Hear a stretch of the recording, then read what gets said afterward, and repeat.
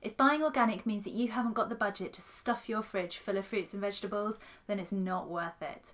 Today I'm going to be talking about how to balance the finances with your organic wish list.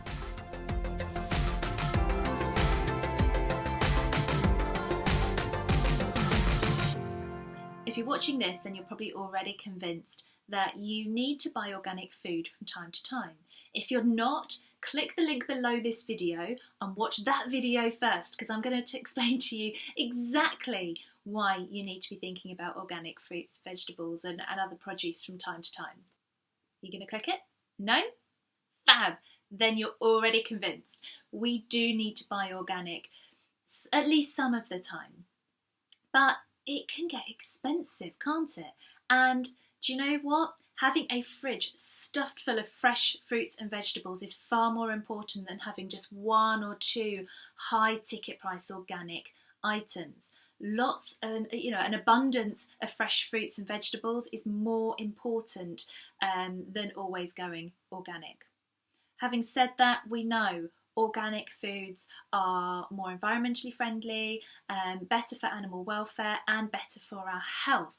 So if you're on a budget, how are you going to make sure you can incorporate the right kinds of foods into your diet and get organic food in there too?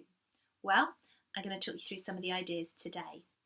You'll be interested to know that not all fruits and vegetables are as affected by pesticides and things as others. And the Environmental Working Group in the US produces two lists every year. They produce the list they call the Dirty Dozen and a list they call the Clean 15. And I'm going to take you through those right now. So the Dirty Dozen. These fruits and veggies are listed as the most contaminated by chemicals. So with these particular things, whenever you're buying them, please try to buy organic whenever possible.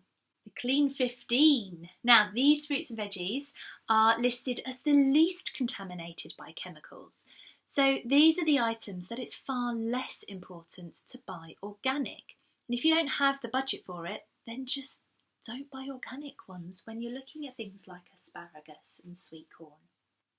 Okay, so we've seen the list of the Clean 15 and the Dirty Dozen, and the Environmental Working Group does update those lists every single year, so head on over to their website. In fact, I'll link it below this video so that you can check it out and stay up to date.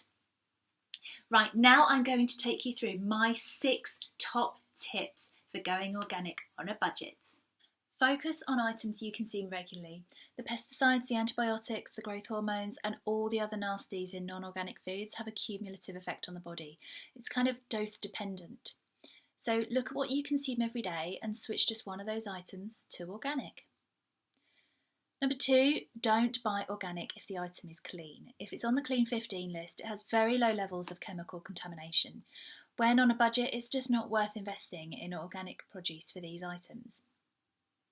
Number 3, review your meal plans. In our house, we used to eat meat every day. Then we made a commitment to eat better quality, more expensive meat, but eat it less frequently. And we now enjoy vegetarian or even vegan dishes most of the week, and my meat-loving husband doesn't seem to miss meat as much as he thought he would. Number 4, eat in season. Food grown locally in season doesn't have to travel as far to get to your supermarket, and it's far more abundant, and that's a surefire way to drive down the price. Number 5, grow your own. This is another fab option to save some cash. You may not be able to certify your tomatoes as organic, but you know they're local, you know they're in season, and they haven't been sprayed with anything nasty. And number 6, find some local growers or friends or family with allotments. Often these groups have great farming practices and they minimise the use of pesticides, but they're just not big enough to apply for organic status. They'll be able to supply you with produce at a much better price. Okay, I have a bonus tip for you as well. Make friends with your local butchers. So if you eat meat, buying organic meat can get really pricey. But if you head out and make friends with your local butchers, dig around, ask them where the meat comes from and how the animals are treated and what they're fed on. Now, quite often what you'll find is that the quality of meat is really good. they source their meat locally, and quite often they use really good farming practices. But the farms that they're sourcing from, again, just aren't big enough to go for organic status. To go for organic status, it's actually really, really expensive. So look for smaller butchers that source their meat locally and get really friendly and find out as much as you can about where their produce is coming from.